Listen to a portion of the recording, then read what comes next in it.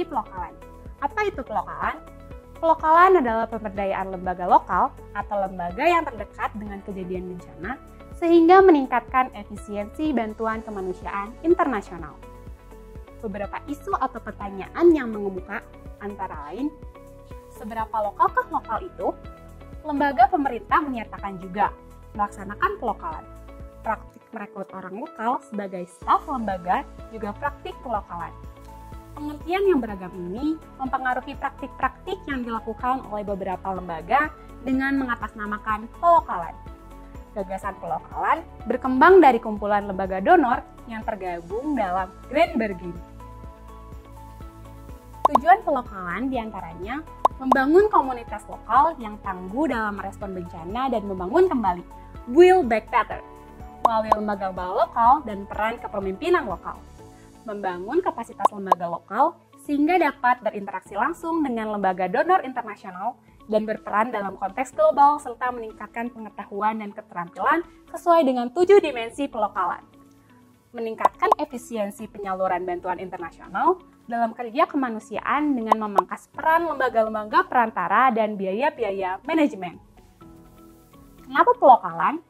Pelokalan dibutuhkan untuk memperpendek jarak antara lembaga donor dan komunitas yang dibantu. Contoh pelokalan yang paling nyata adalah respon bencana Lombok dan Palu pada tahun 2018. Dengan adanya kebijakan pemerintah bahwa respon tersebut dapat dilakukan oleh aktor-aktor lokal dan melarang atau memberi pembatasan bagi lembaga asing untuk hadir di sana. Lembaga asing harus bekerja dengan melalui mitra lokal untuk ikut merespon. Pelokalan sifatnya situasional. Untuk itu, perlu dilakukan proses pelokalan sebelum terjadinya bencana. Dengan demikian, lembaga-lembaga lokal sudah siap menghadapi dan merespon bencana. Tantangan pelokalan.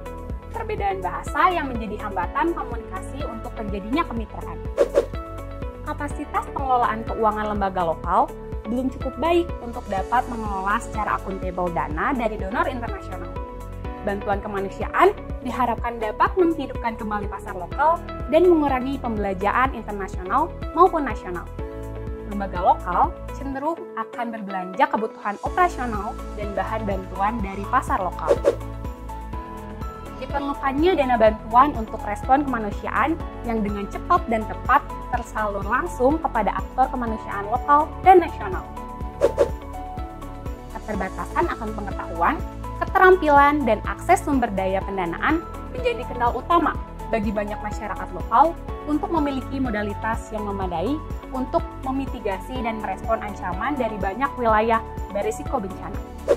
Semakin berkembangnya pengakuan atas respon-respon yang dipimpin oleh aktor kemanusiaan lokal, tetapi kurang pendokumentasian pembelajarannya. Banyak contoh dari pengelolaan resiko bencana berbasis komunitas, sejumlah lembaga pemerintah, organisasi non-pemerintah, komunitas internasional dan donor melakukan beberapa strategi untuk mengisi kesenjangan kapasitas lokal tersebut.